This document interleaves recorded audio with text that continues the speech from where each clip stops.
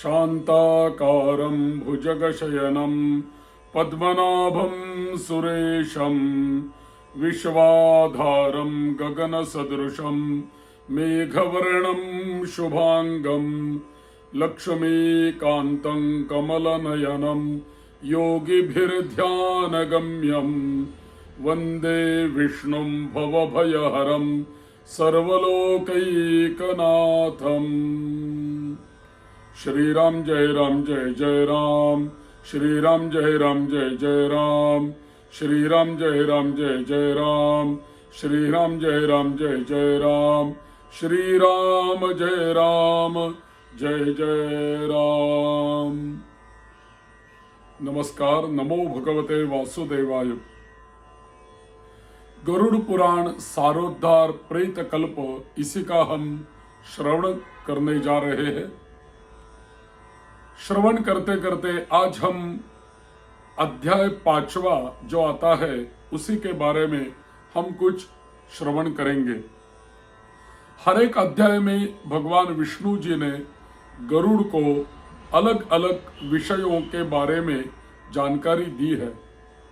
तो इस 5वें अध्याय में भगवान महाविष्णु कहते हैं, कर्म विपाक वश अपना जो कर्म होता है वही तो साथ चलता है, और उसी कर्म के हिसाब से चित्रगुप्त या यम द्वारा पापियों को दंड दिया जाता है, नरक की प्राप्ति होती है। और ऐसे बहुत सारे कर्म होते हैं कि उन्हीं का फल भोगते भोगते भोगते एक नरक में से दूसरे नरक में, दूसरे नरक में से तीसरे नरक में जा के सभी नरकों को भोगते हुए बाद में अंत काल में वह प्राणी पृथ्वी के ऊपर मानवों को मानव योनि प्राप्त करता है, यानी मानव का जन्म प्राप्त करता है। लेकिन भगवान ऐसा कहते हैं कि देखो, इतना तो उन्होंने पाप किया, उसी का फल नरक में भी भोगा, नरक यातनाओं को भोगा। लेकिन बाद में जब अंत में मनुष्य का जन्म पुनः उनको प्राप्त होता है, पापियों को, तब भी पिछले जन्म में किए हुए पातकों की कुछ ना कुछ ऐसी हमको एक दिखाई देता है कि ये किया इसीलिए इन्होंने यह पातक किया है, इसके लिए इसका जन्म ऐसा हुआ है। ऐसी कोई ना कोई तरह वो साइन हमें दिखा देता है। तो कर्म विपाक वश हमेशा ही जीव रहता ही है, या तो नरक में हो, या तो स्वर्ग में हो, या तो मनुष्य लोक में हो, या पाताल लोक में हो, कहीं भी हो, हमेशा उनके साथ उनके कर्म रहते ही है। और कर्मों के हिसाब से ही वह सुख और दुखों को पाता रहता है। तो मनुष्य को उनके कर्म के हिसाब से अनेकों योनियों में जन्म लेना पड़ता है, और जब भी वो मानव का जन्म लेता है तब कोई ना कोई रोगों की प्राप्ति जन्म से ही उस जीव को होती है। जैसे कुछ लोग जन्म से अंधे होते हैं, कुछ लोग जन्म से विकलांग होते हैं। ऐसी प्राप्ति उनको जन्म से ही होती है। क्यों? क्योंकि उन्होंने पिछले जन्म में बड़ा पाप किया है, बुरा कर्म किया है। उन्हीं का फल उन्हें नरक तो मिला, लेकिन नरक के बाद इस जन्म में अभी मानव जन्म प्राप्त हुआ है, वह भी सीधा नहीं होता। तो कुछ ना कुछ उसका फल का रूप कुछ हमें उनके शरीर के ऊपर हमें दिखाई देता है। तो ऐसे क्या क्या संकेत होते हैं कि अब हमको पता चले कि इन्होंने क्या कर्म किया है। या तो ऐसा समझ लो कि क्या कर्म किया है इसीलिए इनको यह जन्म मिला है और ऐसी परिस्थिति प्राप्त हुई है। हमें पता चलता है इस अध्याय को पढ़ने के बाद। तो गरुड़ जी पहले प्रश्न पूछते हैं, भगवान, ये न च पापेन यद्यच्चिह्नं प्रजायते याम याम योनिंच गच्छन्ति तन्मे कथय केशव। गरुड़ जी पूछते हैं, हे भगवान केशव, जिस जिस पाप से जो जो चिन्ह प्राप्त होते हैं और जिन जिन योनियों में जीव को जन्म लिया जाता है या जन्म लेते हैं, जीव जाते हैं, वह मुझे कृपा करके बताइए। कोई ना कोई तो चिन्ह पिछले जन्म के पाप का इस जन्म में आएगा, ऐसा दृढ़ भगवान विष्णु गरुड़ जी को बता रहे हैं। तो भगवान बोलने लगे, श्री भगवान वाच ये पापैर्यान्ति याम योनिम पापिनो नरकागताः ये न पापे न यच्चिन्हम जायते मम तच्छृणु। भगवान कहते हैं, देखो, नरक से जो आए हुए पापी जो होते हैं, जिन पापों के द्वारा जिस योनियों में जाते हैं और जिस पाप से वो कोई ना कोई तो चिन्ह लेके आते हैं, तो उनके ऊपर कोई ना कोई चिन्ह तो होता है। वह क्या चिन्ह होता है, वह मुझसे आप सुनो। तो भगवान कहने लगे, पहला श्लोक भगवान ने कहा, ब्रह्मा क्षयो रोगी स्यात् गोघन स्यात् कुब्जको जडः कन्याघाती भवेत् कुष्ठी त्रयश्चांडालयोनिषु। देखो गरुड़, जो ब्रह्म हत्या करता है ना, उनको क्षय रोग होता है। जो गौ माता की हत्या करता है, वो गौ माता का हत्या करने वाला मूर्ख पापी कुबड़ा का जन्म लेता है, कुबड़ा होता है। और जो कन्या की हत्या करता है, वह कोढ़ी होता है। और ये जो तीनों पापी लोग होते हैं, तीनों पापी जीव होते हैं, वो चांडाल योनि प्राप्त करते हैं। अदत्वा मिष्टमश्नाति स भवेद गलगंडवान श्राद्धेन्नम शुचिं दत्वा श्वित्रकुष्ठि प्रजायते। देखो गरुड़, स्त्री की हत्या करना बहुत बड़ा पाप होता है। या तो गर्भ में स्त्री की हत्या करना, या तो जन्म के बाद स्त्रियों की हत्या करना। यानी स्त्रियों की हत्या करना यानी मारना, उनको ऐसा नहीं, काटना नहीं, लेकिन उनका अवमान करना, उनको मन को लग जाए इतनी कठोर बातें उनको बोलना, यह भी स्त्रियों का अपमान है। तो ऐसे स्त्रियों को दंड देने वाले, स्त्रियों का छल करने वाले, या तो स्त्रियों की हत्या करने वाले जो जीव होते हैं, वह जीव, और भी गर्भपात करने वाले जीव। देखो, गर्भपात करने से जिस स्त्री का गर्भपात होता है, उसी स्त्री को भी वेदनाप्रद होता है, और जो जीव उदर में आया है, उस जीव को भी जन्म से ही पहले मारा जाता है। कितना ये घृण हत्या होती है। तो यह करने वाले जो मानव है, वह पापी होते हैं, और गर्भपात करने वाले और स्त्रियों की हत्या करने वाले वन में, कोई जंगल में भिल्ला का जन्म पाके वहां भी रोगी होते हैं। देखो, परस्त्री गमन यह बड़ा पाप है। जो परस्त्री गमन करता है, अपने पत्नी को छोड़कर अन्य स्त्रियों के ओर गलत दृष्टि से, गलत नजर से देखता है, उनको बड़ा ही पाप लगता है। ऐसे पापी और नपुंसक के जन्म में आते हैं, नपुंसक हो जाते हैं। और व्यभिचार करने वाले जो लोग होते हैं, वह चर्म रोगी बन के जन्म पाते हैं। देखो, मांस का भोजन करना भी निषिद्ध हमारे यहाँ कहा गया है। तो मांस का भक्षण करने वाले जो होते हैं, उनका अंग जो होता है, अंग लाल लाल होता है। मद्यपान करने वाले जो होते हैं, उनके दांत काले होते हैं और कपिष्क वर्ण के होते हैं, और लाल चवश अभक्ष भक्षण करने वाले ब्राह्मणों को महारोग होता है। और भी दूसरे को यदि कोई मिष्टान्न देगा तो दूसरे का दिया हुआ मिष्टान्न कोई खाता है तो उसके गले में गंडमाला रोग हो जाता है। और श्राद्ध में भी अपवित्र अन्न देने वाला जो होता है ना, कुष्ठी रोग उनको होता है, श्वेत कुष्ठ होता है उनको। तो श्राद्ध में हमेशा अच्छा ही अन्न, सात्विक अन्न देना चाहिए, मांस भक्षण नहीं करना चाहिए, मदिरा पान नहीं करना चाहिए। यह तो बहुत सारे पाप है। और भी परस्त्री के और बुरी नजर से नहीं देखना चाहिए, और भी व्यभिचार नहीं करना चाहिए। ऐसा हम यदि करेंगे तो नरक योनि तो मिलेगी, बाद में भी मानव जन्म मिलेगा, तब इस रोगों का प्रादुर्भाव उसी जन्म में भी हमें भोगना पड़ेगा।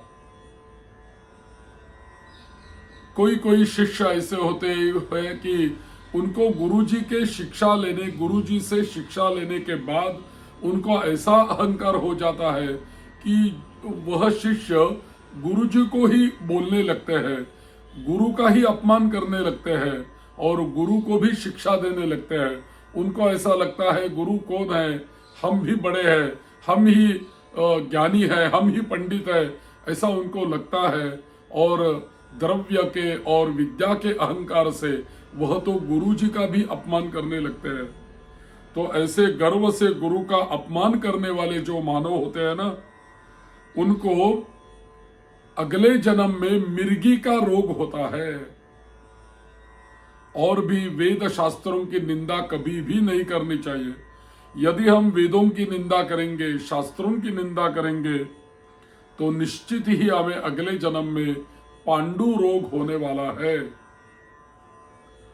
और भी किसी की झूठी गवाह देने वाला जो होता है, झूठी गवाह कभी नहीं देना चाहिए। ऐसे करने से हमें गूंगे का जन्म मिलता है। और भी पंक्ति भेद करना का कभी भी करना नहीं चाहिए। किसी को अन्न परोस रहे हो तो सभी को इकट्ठा भोजन करने में लोग बैठे हैं, हम अन्न परोस रहे हैं, तो पंक्ति भेद या परोसने का भेदभाव नहीं करना चाहिए। सभी को समान परोसना चाहिए अन्न। तो ऐसे जब हम करते हैं तो हमें बहुत रोग अगले जन्म में मिलते हैं। और भी किसी के विवाह में विघ्न यदि डालेंगे तो हमें अगले जन्म में ओष्ठ रहित जन्म मिलता है। और पुस्तक या ग्रंथ किसी का चुराना नहीं चाहिए। यदि पुस्तक हम चुराएंगे तो हमें ओष्ठ रहित देह प्राप्त हो जाएगा। गाय और ब्राह्मण को कभी भी पाव नहीं लगना चाहिए। यदि गाय को गलती से पाव लग गया तो प्रणाम करना चाहिए। ब्राह्मण को यदि पैर लग गया तो प्रणाम करना चाहिए। या गाय के और भी पाव करके बैठना नहीं चाहिए और ब्राह्मणों के और भी पाव करके बैठना नहीं चाहिए। ऐसा करने से क्या होता है, अगला जन्म हमें लूला लंगड़ा और लूले का और लंगड़े का मिलता है। और यदि हम झूठा श्रवण करेंगे बार बार और हकला कर बोलेंगे और झूठी बात सुनते रहेंगे तो अगले जन्म में हमें बहरे का जन्म प्राप्त होता है। हीन जातो प्रजायेत रत्नानाम अपहारकः कुनखी स्वर्णहर्ता स्यात् धातुमात्रहरो धनः अन्नहर्ता भवेदाकुः शलभो धान्यहारकः चातको जलहर्ता स्यात् विषहर्ता च वृश्चिकः शाकं पत्रं शिखी हत्वा गन्धां शुच्छुन्दरी शुभान् मधुदंशः फलं गृध्रो लवणं च पिपीलिका। देखो, गरुड़ रत्नों का अपहरण करने वाला हीन जाति में उत्पन्न होता है। और भी सोने की चोरी करने वाला नखरोगी जन्मता है। और अन्य धातुओं को चुराने वाला निर्धन होता है। अन्न चुराने वाला चूहे को जन्म में जाता है। और धान चुराने वाला शलभ या टिड्डी होता है। जल की चोरी करने वाला चातक होता है और विष का व्यवहार करने वाला वृश्चिक यानी बिच्छू होता है। ऐसे जन्म अगले नरक भोगने के बाद मानव जन्म में भी ऐसे हमें प्राप्त होते हैं। तांबूल, फल तथा पुष्प आदि की चोरी करने वाला वन में बंदर होता है। देखो, कभी भी तांबूल की चोरी नहीं करनी चाहिए, फल की चोरी नहीं करनी चाहिए। हम रास्ते में घूमने के लिए सुबह जाते हैं, निकलते हैं, तो अपने घर वाले मंदिर के देवों की पूजा करने के लिए कुछ इधर उधर देखते रहते हैं, कहाँ फूल लगे हैं, कहाँ फल लगे हैं, तो पूछे बिना वैसे ही हम तोड़ के ले आते हैं। तो ये गलत है, ये अपराध है। जिनके पेड़ के हम फूल ले रहे हैं और या तो फल ले रहे हैं, उनको पहले पूछना तो पड़ेगा कि हमारी पूजा के लिए पत्ते चाहिए, फल चाहिए, क्या हम ले सकते हैं। यदि वो बोलेंगे हाँ हाँ लेके जाओ, कुछ भी बात नहीं, तो अच्छा है। लेकिन उनको पूछे बगैर हम यदि तोड़ के लाएंगे तो वो चोरी हो गई। तो चोरी फल की नहीं करनी चाहिए, पुष्पों की नहीं करनी चाहिए। यदि इनकी चोरी हम करेंगे तो अगला जन्म हमें बंदर का मिलेगा। जूते की चोरी नहीं करनी चाहिए। मंदिर में जाते हैं जूता निकाल के दर्शन को, तो कोई ना कोई जूता चुरा लेता है, तो जूते की चोरी गलत है। जूता चोरना या तो घास का, कपास की चोरी करना, भेड़ियों को जन्म मिलता है। भेड़ योनि में उत्पन्न होता है, भेड़ियों का जन्म उसको मिलता है। और भी ब्राह्मण का जन्म, ब्राह्मण कुल में जन्म पाया हो, मौंजी बंधन उपनयन संस्कार किया हो, ऐसे लोग जो होते हैं, यदि ब्राह्मण का जन्म पाके भी गले में जनुआ नहीं पहनना, गायत्री का जाप नहीं करना, गायत्री का स्मरण नहीं करना, देवों की पूजा नहीं करना, संध्योपासना नहीं करना, ऐसा जो ब्राह्मण करता है कर्म, जिसका अंत भी अच्छा नहीं होता, अंत भी दूषित होता है, और वह जो ब्राह्मण है, वह ब्राह्मण बगुले का जन्म प्राप्त करता है। यदि जिसका बाह्य रूप से बहुत साधु नजर आते हैं और अंदर से बड़े राक्षस होते हैं भीतर से, ऐसे भी साधु लोग होते हैं, ब्राह्मण लोग होते हैं, उनको भी बगुले का जन्म प्राप्त होता है। देखो, कोई सत्पात्र, कोई शिष्य मिल जाए तो सिखाना चाहिए। यदि हमारे पास कोई कला हो या तो ज्ञान हो, तो हमें दूसरों को सिखाना चाहिए। यदि सच शिष्य भी मिल गया और उनको कभी भी हमने सिखाया नहीं, विद्या दी नहीं या विद्या नहीं प्रदान की, तो क्या होता है, वह जो ज्ञानी होता है अगले जन्म में उसको बैल का जन्म प्राप्त होता है। और जो हमारे गुरुजन होते हैं उनकी तो सेवा करना हर एक शिष्य का कर्तव्य होता है। लेकिन यदि हम शिष्य बनके भी, विद्यार्थी बनके भी गुरुजी की सेवा नहीं करेंगे या गुरुजी की आज्ञा का पालन हम नहीं करेंगे, तो हमें अगले जन्म में बैल का जन्म प्राप्त होता है। और भी ज्यादा अपराध होंगे तो गधे का भी जन्म हमें मिल सकता है। तो गुरुजी की सेवा भी करनी चाहिए, गुरुजी की आज्ञा भी पालन करनी चाहिए, और कोई शिष्य मिलेगा तो उनको सिखाना भी चाहिए। अपने जो गुरु होते हैं, जिनके पास से हमने विद्या ग्रहण की, जिनके मार्गदर्शन से हमारा जीवन चल रहा है, ऐसे जो हमारे शिक्षा देने वाले, मार्गदर्शन करने वाले, जो भी कोई हमारे गुरु हो, गुरु एक व्यक्ति नहीं है, क्योंकि गुरु को व्यक्ति मानना यही तो अध्यात्म में अपराध होता है। गुरु के पास ज्ञान जो होता है वही गुरुत्व होता है। ज्ञान देने वाला कोई भी होगा माध्यम, लेकिन ज्ञान तो वही होता है ना, पुराने हजारों सालों से वो चला आ रहा है। आज हम इस माध्यम से हम ले रहे हैं, इतना ही गुरु का महत्व होता है। लेकिन जो जिस गुरु के पास से हमें मार्गदर्शन मिलता है, विद्या मिलती है, ऐसे गुरु जी के बारे में अपमान के तात्पर्य से हूं या तू शब्दों का उच्चारण कभी भी नहीं करना चाहिए। वो कोई हमारे मित्र नहीं है या तो कोई शिष्य नहीं है, गुरु गुरु होते हैं और गुरु गुरुजी होते हैं। उनका तो हमेशा पीछे भी उनके सम्मान ही रखना चाहिए।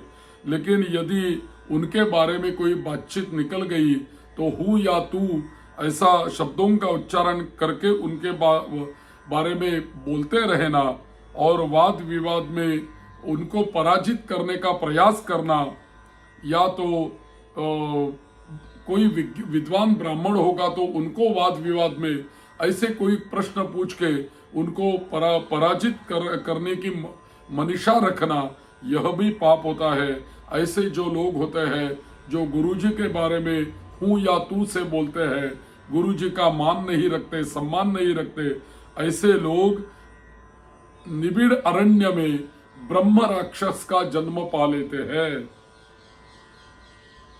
देखो, जिनके ओर से हमारा जन्म हुआ है वही माता और पिता। मातृ पितृ गुरुद्वेषी भगिनी भ्रातृ वैरकृत गर्भे योनो विनष्ट स्यात् यावत् योनि सहस्रशः। यहाँ भगवान बता रहे हैं कि देखो, जिनके उदर से जन्म हुआ है वही हमारी माता है और जिनके कुल में हमारा जन्म हुआ है वही हमारे पिताजी है। तो जैसे गुरुजी का सम्मान रखना चाहिए वैसे ही हमारे माता और पिताओं का भी सम्मान हमें रखना चाहिए। यदि हम माता और पिताजी का द्वेष करेंगे, गुरुजी का द्वेष करेंगे, ऐसा हम करेंगे कि या तो हमारी जो बहन होती है, भाई होते हैं, उनसे शत्रुता का बर्ताव करेंगे, या तो शत्रुता करेंगे या शत्रु जैसा वार्तालाप करेंगे तो होगा क्या, हजारों जन्मों तक गर्भ में या योनि में हम नष्ट होते रहते हैं। यानी माता के उदर में आते हैं, मरते हैं, फिर दूसरे माता के उदर में आते हैं, मरते हैं, जन्म से पहले ही हम मर जाते हैं। यानी गर्भ में भी हमें आना पड़ता है और हजारों जन्म तक ऐसा ही चलता है। जो कोई बहू होती है ना, जैसे अपने माता पिताओं का हम आदर सम्मान करते हैं, और वैसे ही हमारी जो बहू होती है वो बहू को अपने सास और ससुर को अपशब्द कभी भी नहीं कहना चाहिए। जैसे हमारे माता पिता होते हैं वैसे ही हमारे पति के माता पिता होते हैं, अपने ससुर और सास होती है, उनका हमेशा सम्मान करना चाहिए और उनके बारे में कभी भी अपशब्द नहीं बोलना चाहिए। जो स्त्री, जो बहू अपने सास और ससुर को अपशब्द कहती रहती है या नित्य उनसे कलह करती रहती है, ऐसी स्त्री जलजोंक होती है और पति की भर्त्सना करने वाली नारी जू का जन्म प्राप्त करती है। और अपने पति का परित्याग करके परस्पर पुरुष का सेवन करने वाली स्त्री वल्गुनी, चमगीदड़ी, छिपकली अथवा दो मुंह वाली सर्पिणी होती है। तो कभी भी जो व्रती स्त्री है या तापसी स्त्री है, कोई साध्वी स्त्री है, उनके साथ उनके और हमारी नजर हमेशा अच्छी ही रहनी चाहिए। कभी भी बुरी नजर से उनके ओर देखना नहीं चाहिए।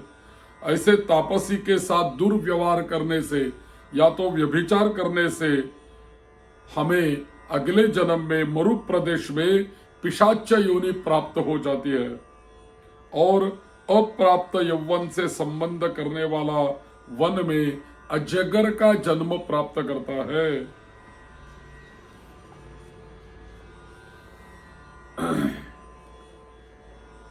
और भी देखो, गरुड़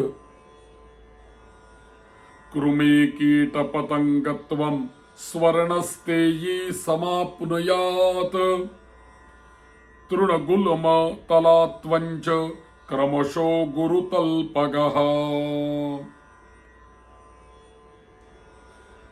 देखो, जो सुवर्ण चुराने वाला होता है वह कृमि, कीट तथा पतंग की योनि में प्राप्त होता है और गुरु पत्नी के साथ व्यभिचार करने वाला क्रमशः तृण, गुल्म तथा लता के जन्म में जाता है।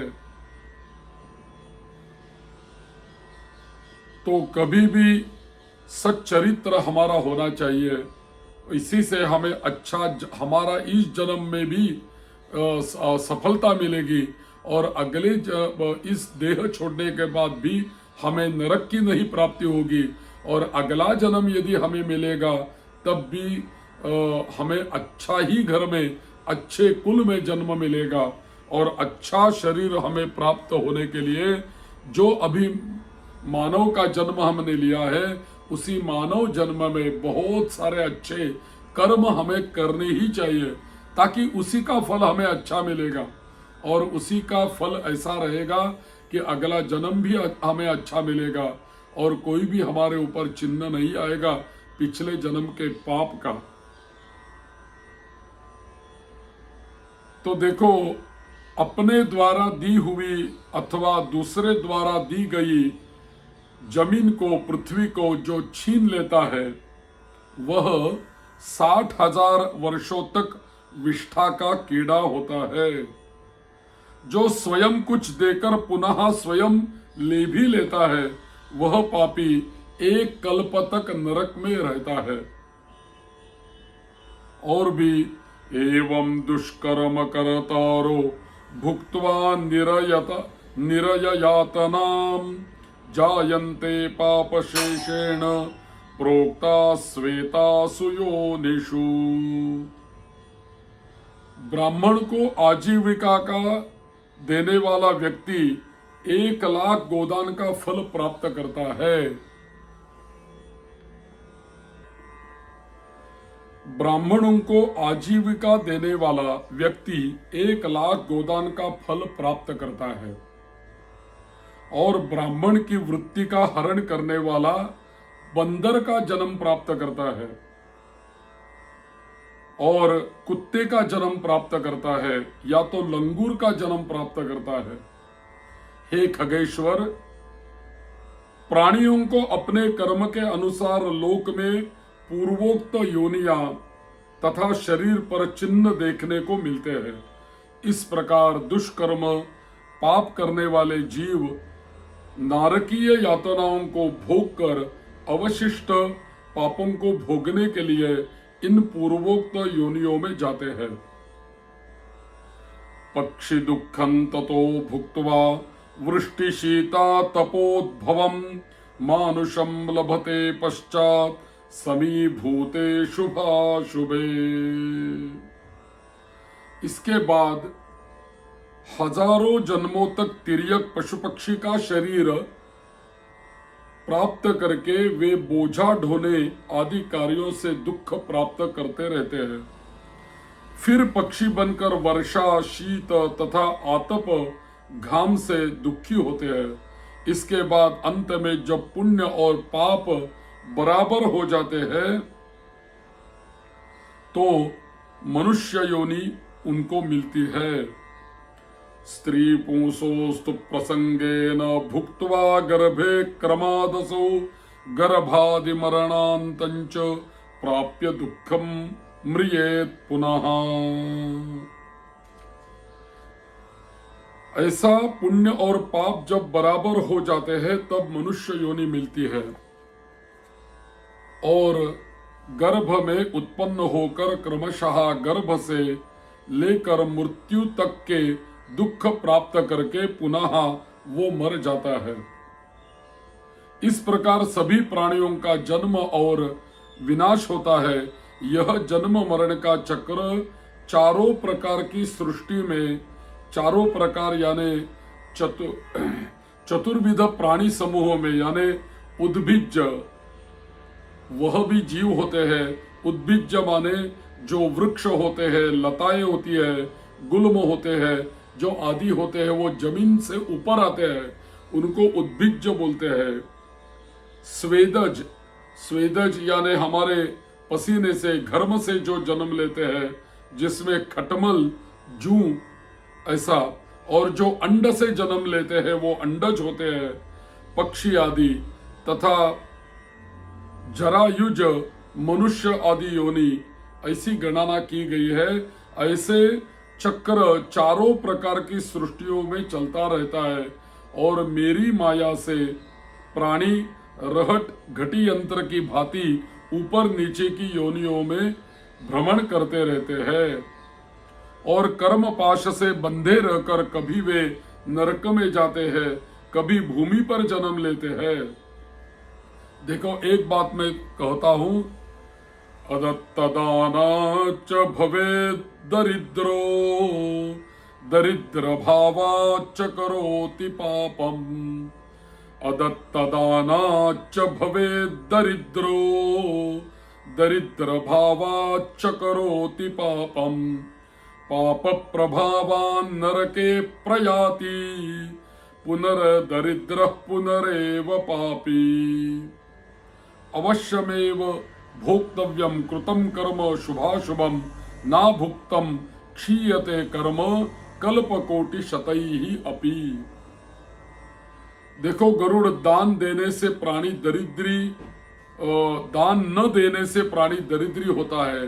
दान देने से प्राणी दरिद्री नहीं होता, दान न देने से प्राणी दरिद्री होता है। तो दान करना ही चाहिए। और दरिद्र हो जाने पर फिर वो पाप करता रहता है और उसी पाप के प्रभाव से नरक में जाता है और नरक से लौटकर पुनः दरिद्र और पुनः पापी होता है। प्राणी के द्वारा किए गए शुभ और अशुभ कर्मों का फलभोग उसे अवश्य ही भोगना पड़ता है, क्योंकि सैकड़ों कल्पों के बीत जाने पर भी बिना भोग के कर्म फल का नाश नहीं होता। यही तो इस अध्याय में भगवान गरुड़ जी को कहते हैं। ऐसा है ये कर्म चिन्ह वाला, और जन्म में जो आते हैं चिन्ह, उन्हीं के बारे में भगवान ने इस अध्याय में हमें जानकारी दी है। हम विष्णु जी को प्रणाम करते हैं। और इति श्री गरुड़ पुराणे सारोद्धारे पाप चिन्ह निरूपण नाम पंचमोऽध्यायः। श्री राम जय राम जय जय राम, श्री राम जय राम जय जय राम, श्री राम जय राम जय जय राम, श्री राम जय राम जय जय राम। ऐसे ही चैनल को जुड़े रहे। गरुड़ पुराण का अगला 6वां अध्याय, उसमें क्या कहा है आगे के वीडियो में हम जरूर देखेंगे। ऐसे ही जुड़े रहे। आपको यदि विषय पसंद आ गया, वीडियो पसंद आ गया, तो जरूर लाइक करना और कमेंट्स भी करना और अपने परिवारजनों में यह वीडियो शेयर करते रहना, ताकि सभी लोगों तक गरुड़ पुराण में क्या कहा है, इसके बारे में श्लोकों द्वारा क्या कहा गया है, अध्याय में कौन से अध्याय में क्या है, इसी के बारे में अच्छी जानकारी पहुंच सकती है। इतना ही हमारी आपको प्रार्थना है। नमो भगवते वासुदेवाय, नमो भगवते वासुदेवाय, नमो भगवते वासुदेवाय।